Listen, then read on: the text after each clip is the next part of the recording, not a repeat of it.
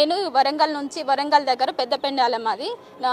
నేను ఇక్కడ తిరుపతి దేవస్థానానికి ఎందుకు వచ్చినంటే నా భర్త ఇక్కడ రెండో పెళ్లి చేసుకోవడానికి రెడీ అయిపోయిండు. నాకు ఆల్రెడీ ఒక పాప ఉంది. పాప ఇప్పుడు 7 years ఉంది. మాది కేసు కోర్టులో నడుస్తుంది. ఆయనకి నేను ఎట్లాంటి డైవర్స్ ఇవ్వలేదు. ఇవ్వక ముందుకే నేను ఈ డైవర్స్ ఇచ్చినా అని చెప్పేసి ఆ అమ్మాయినికి ఇట్లా అబద్ధం చెప్పి రెండో పెళ్లి చేసుకోవడానికి ఇక్కడికి వచ్చిండు. ఆయన వస్తే మేము ఆ స్పాట్కి వెళ్ళి మేము చూసే లోపే ఆయన తప్పించుకొని వెళ్ళిపోయిండు. వాళ్ళ కుటుంబ సభ్యులు మాత్రం ఇక్కడ పోలీస్ స్టేషన్లో ఉన్నారు. మేము కూడా ప్రజెంట్ పోలీస్ స్టేషన్లోనే ఉన్నాం. నాకు నా భర్త నాకు కావాలి, నా బిడ్డకు నాకు న్యాయం జరగాలి. నాకు కోర్టు కూడా షెల్టర్ ఆర్డర్ ఇంట్లో ఉండడానికి కోర్టు అనుమతి ఇచ్చింది. నాకు అనుమతి ఇస్తే కోర్టు ఆర్డర్ని కూడా ధిక్కరించి నన్ను ఇంట్లో నుంచి కొట్టి వెళ్ళగొట్టారు. నన్ను ఇంట్లో నుంచి రానివ్వట్లేదు. అసలు నన్ను నా బిడ్డని ఇంట్లో ఉండనివ్వట్లేదు.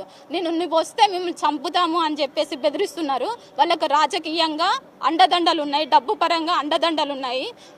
మేము ఏం చేస్తామో చూడని చెప్పేసి మేము పెళ్ళిళ్ళు చేస్తాము, నువ్వేం చేసుకుంటావో చేసుకో అని చెప్పేసి బెదిరిస్తున్నారు నన్ను. నేను ఇక్కడికి వచ్చి నేను రెండో పెళ్ళిని మాత్రం ఇప్పటికీ ఆపేశాను. నాకు న్యాయం చేయాలని నేను కోరుకుంటున్నా. ఎవరినైనా నేను ప్రభుత్వాన్నైనా మీడియానైనా నేను అందరినీ కోర్టు పరంగానైనా నాకు నా బిడ్డకు న్యాయం చేయాలని నేను కోరుకుంటున్నా. మీడియా పరంగా అమ్మాయికైనా నేను చెప్తున్నా, ఆయన నన్ను పెళ్లి చేసుకున్నాడు. ఆయనకు ఇలాంటి బిడ్డ ఉంది, బిడ్డ 7 సంవత్సరాల బిడ్డ ఉంది. దయచేసి నీకు ఎలాంటి నిజాలు తెలుసో తెలియదో వాళ్ళు మీకు ఏమని చెప్పారో, కానీ అతనికి మాత్రం నేను ఎలాంటి డైవర్స్ ఇవ్వలేదు.